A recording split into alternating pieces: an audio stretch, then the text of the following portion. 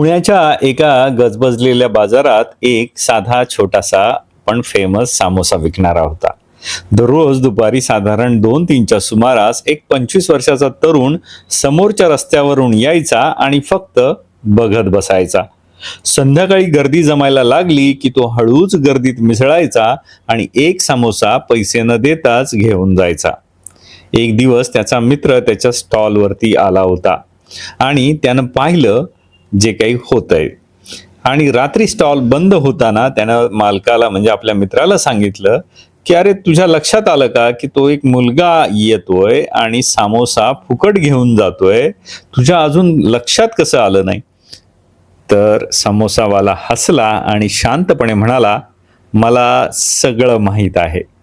मग मित्र आश्चर्याने विचारतो, मग तू त्याला थांबवलं का नाही? तेव्हा तो म्हणाला, तो मुलगा दुपारपासून इथं उभा राहतो आणि मनात एकच इच्छा करतो की आज लवकर गर्दी व्हावी, खूप गर्दी व्हावी. मला वाटतं त्याची ती सकारात्मक अपेक्षा माझ्या स्टॉलकडे गर्दी ओढते. म्हणजे टेस्ट आणि बाकी त्या सगळ्या गोष्टी आहेतच, पण जास्तीची गर्दी मला वाटतं ती त्याच्या त्या अपेक्षेमुळे वाढत असावी. मग एका सामोशासाठी मी त्याच्यावर का राग धरू?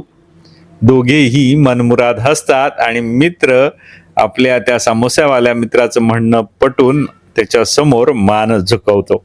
मित्रांनो, आयुष्यात आपण नेहमी काय गमावतोय याकडं न पाहता कोणामुळं काय मिळतंय याकडं बघायला शिकूया. दृष्टिकोन बदलला की ताण कमी होतो आणि मनही शांत होतं आणि हेच आहे खऱ्या अर्थानं गोल्ड एज ज्ञान. व्हिडिओ आवडल्यास लाईक करा, तो जास्तीत जास्त शेअर करा. तुमची प्रतिक्रिया, प्रतिसाद किंवा असा काही अनुभव असेल तर कमेंट करून सांगा. आणि गोल्ड एज ज्ञान या चॅनलवर जर नवीन असाल तर सबस्क्राईब केल्याशिवाय अजिबात जाऊ नका. धन्यवाद.